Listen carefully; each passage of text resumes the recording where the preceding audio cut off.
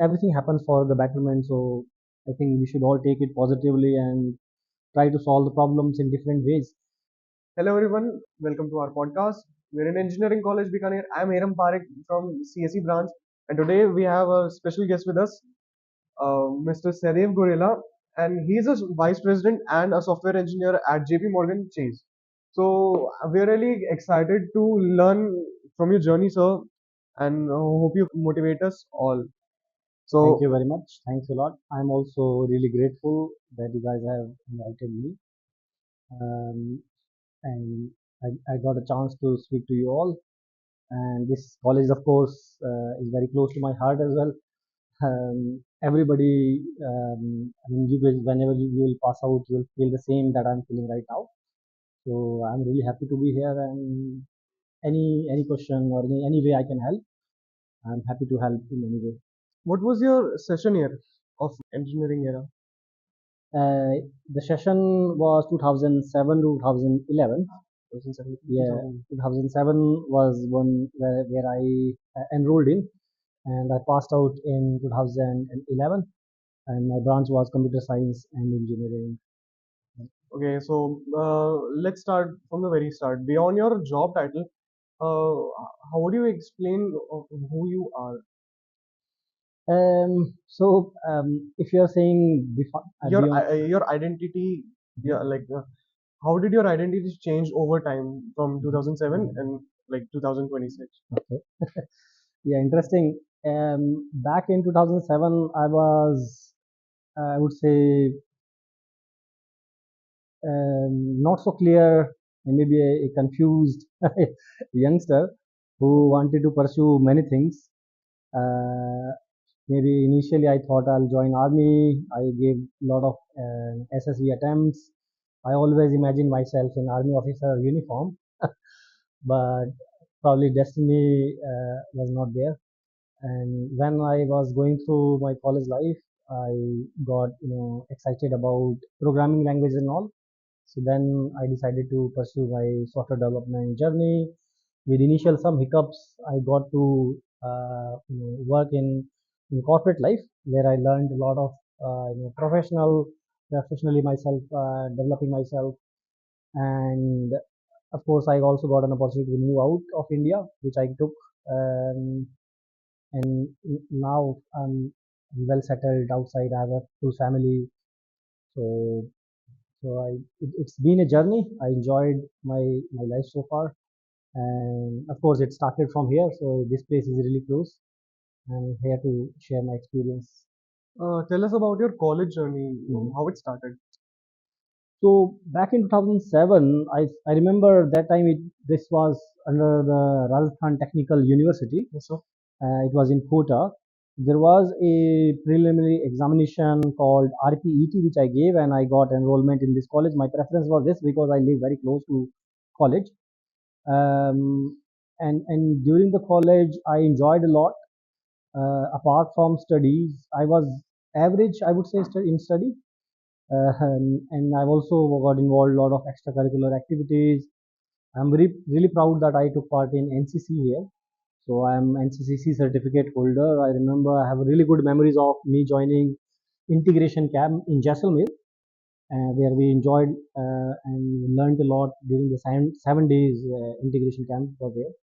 I was also participating in extracurricular activities like there used to be Shaksham annual function, and me and my group we participated in a inter college dance competition, and my group actually came first. Oh, that's great. Yeah, I'm really proud. I still have that old video and really reminds me of old good memories.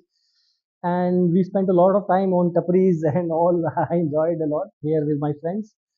Of course, after the college, when reality hits, you start working on the career side of things. But this was the time when I enjoyed. I expect the similar thing from every youngster. Enjoy at the same time, develop yourself. They said you joined NCC and you had a very deep interest in military. So why did you choose engineering path? So it was not clear from the very beginning. Maybe after joining the college, I got to know from the networking and all, and that's why even in that time in the college, army used to come for taking initial interviews.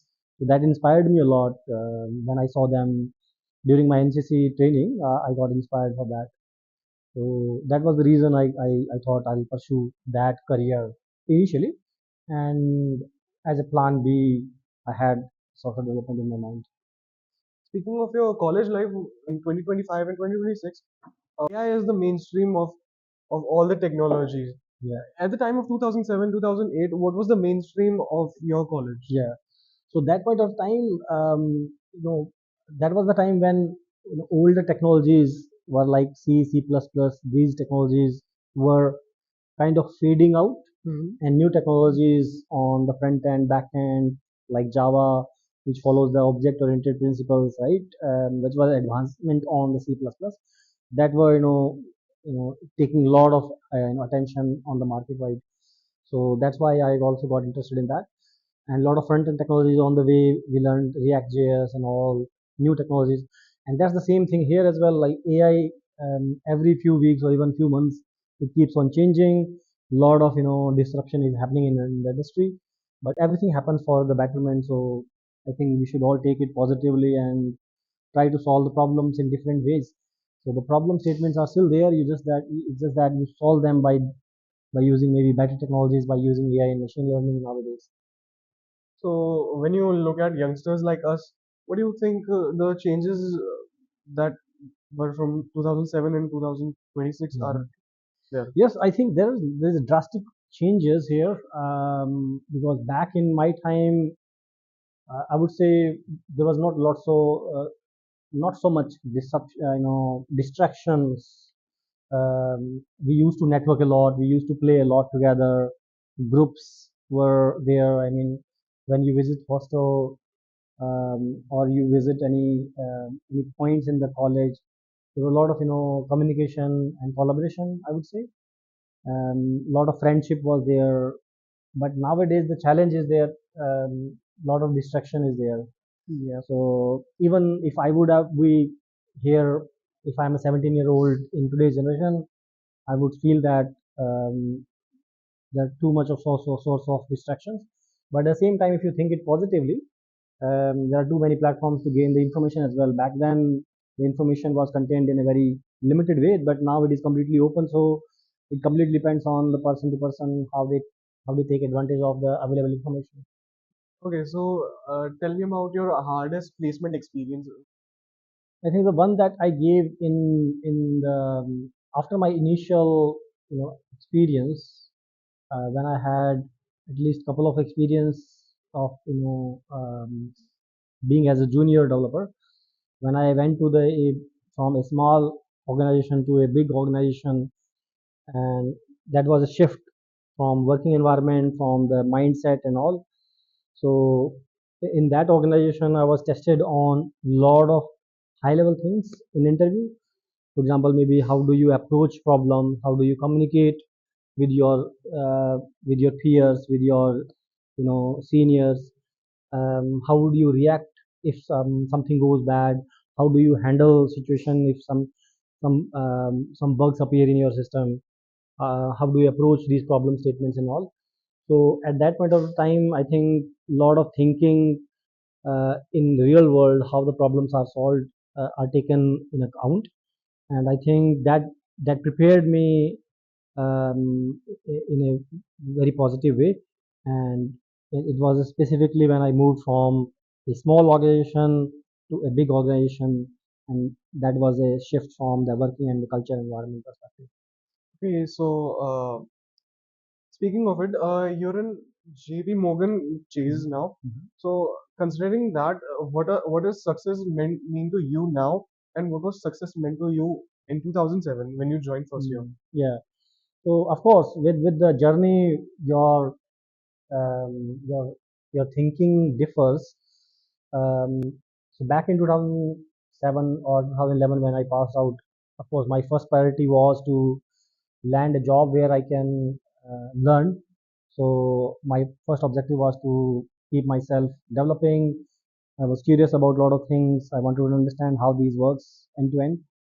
And so I was working at the lower level, uh, in the system, for example, solving the small problems one at a time, and understand the technologies, get good grasp on them. That was my viewpoint. And today, when I look at the things, of course, I have the technical background. I have the strong hold of technical things, but I don't look at the problems in the same way that I was used to looking in back in 2011. Now I look at the impact of the thing that I'm doing. What is the impact of that? How does that, if I'm solving a problem, how would impact my users? Or is it the only way to approach the problem? Is there any better way of changing the problem? My approach. So now I'm looking at maybe more, say for example, instead of lower level view, I'm looking at the very high level view. What is the impact of that? Whether it will really help my customers or not? How we can, what are the main pain points that we can solve them? So we need to think a lot of things on proactively side. So we need to ask the right questions to the customers. Is this the really thing that you want? And how we can improve the user experience. So when you step up in your role, you think from a horizontal perspective on a broader level. When you start your career, you focus more on the learning, and that was my objective as well when I started my career. So, considering your the whole professional journeys started from 2027 and still continuing to 2026, what are those achievements you're really proud of yourself? Mhm. Well, of course, from professional perspective, I think I'm proud that I'm at the position where I wanted to be a few years down the line. And I'm also proud that whatever the journey so far has been, I enjoyed each and every part of that journey. So whether I worked in Delhi NCR region initially, achieved what I wanted, and then I moved out of India, working there, have my family up there. So whatever the ups and downs are there, I enjoyed a lot. At the same time, I also am proud that I have a really good network of friends. Of course, the family is there, but my friend circle is really good. I enjoy going out. I enjoy playing sports, going to gyms and all. I love playing badminton, so I've good network of playing game with them. So I'm really proud that I've got good friend circle with me. Mhm. So, there's a very uh, uh, this tech culture is very deep and very and always expanding. Mhm. So, what do you think is the worst, the things tech culture should change about itself? Mhm. When you say tech culture, you mean work culture or? No, the technology culture, Mhm. such as AI and Mhm. people using it, such Mhm. like. Okay. Yeah, I think as I mentioned, we cannot actually blame technologies and all. This is the nature. It is going to be shaping up in future as well. Um, I think we should focus on ourselves, how we can take advantage of the things which are happening. If the AI is today's, in today's era, if the AI is the thing which is making most of disruptions, we should take it in positive way, and we should learn it and try to solve the problems which is with the positive mindset. If we blame it, or if we think it negatively, or think that it will take the jobs and all, of course there will be some impact. There is already happening some impact, but I would still say that it will create more jobs than take. There will be new nature of the jobs, new problem statements, new way of solving the same problems will be done, and there is no limit of you know the things that we can achieve with these new technologies. So I'm thinking that we should always think positively with whatever changes that are happening in current environment. So there are a lot of things in tech industry right now. So what do you think is the most overhyped thing here, and it shouldn't be that much hype? Mhm. Well, hype. I would again say that maybe there are a lot of news nowadays, a lot of competition among tech companies, the top tech companies, which are trying to release newer models with a lot of advancements. Of course, there are advancements happening, but at the same time, the profitability is also a concern for all the major tech companies. So I would say the noise that is being created here, um, that might distract a lot of us, and that is happening as well. So remaining focused is really important here, and we should have the ability to filter out that it's not going to be helpful, or this noise can be ignored. And these hypes, sometimes there are hypes as well, but at the same time we need to be really focused as well, like what we need to focus on our core principles, and also keep learning as well. Okay, so speaking from your perspective, what question do you think a student should ask you, Mhm. that a student should ask you about your career and journey? Hmm. What should they ask you? I think from the student perspective, if I imagine myself as a student, I would say I would ask somebody who has the industry experience. They can share. I would like to ask, like, what was your experience like, and what were the challenges that you do face, and if I want to grow from a junior level to a senior level. What is the mindset change? How does the mindset changes, right? The thing, for example, you asked, like, when you were approaching thinking when you were a recent grad versus when you are handling a team, how does you think differently? So these are the things that matters. As a student, we wanted to learn from their experience that, as a lead, how do you think differently from a junior who's working in your team? So these are the things I think would ask, because when you grow professionally, you need to do a lot of things, and you have to learn as well. And that is the my priority, as a question will be from a industry. So, when did you move out to the US? Actually, I did not move to US. It's UK. So maybe if you want to UK. UK, yeah, Okay, so when yeah, did you move out to UK? yeah. So it was year 2015 when actually I went to Poland first. So Poland is a European nation. Yeah. So I spent about 2.5 years there, and then I moved to the UK,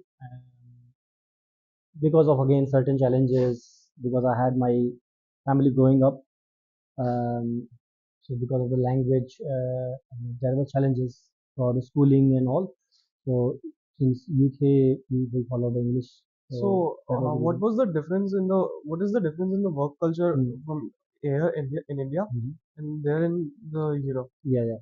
So of course, I would say that it was a very big shift Mhm. from working environment. So, and also personally as well, you start looking at the things differently. So it's a complete mind, your mindset shift completely changes, both professionally and personally. How do you look at your personal time and your professional time? There is a clear boundary between them. Your work-life balance improves. You focus on your personal development as well. A lot of freedom is given to your growth, your personal growth, your goals, and a lot of ownership is given to yourself. The way you want to build the product, you want to shape up. Ownership is something you can take. There a lot more ownership opportunities are given to you, so that it helps you develop professionally more and more. And I would say work-life balance is a huge plus point of moving out of India. So I was able to focus a lot of on my personal growth, on my family time and all. So everybody respects your personal time, and you are not expected to work too hard. Yeah, that is a major difference, I would say. I found out. What is why is you should give to newcomer in 2026 when you started from 2007? Yes. So again, today a lot of distraction is there, a lot of noise is there. So if I would be talking to a youngster in today's world, I would say that during your career. So be flexible, be adaptable, and be consistent. I would say to a youngster. What should be the title of your journey? Okay, and maybe I'll say that my title will be making most out of the life. This is one is great.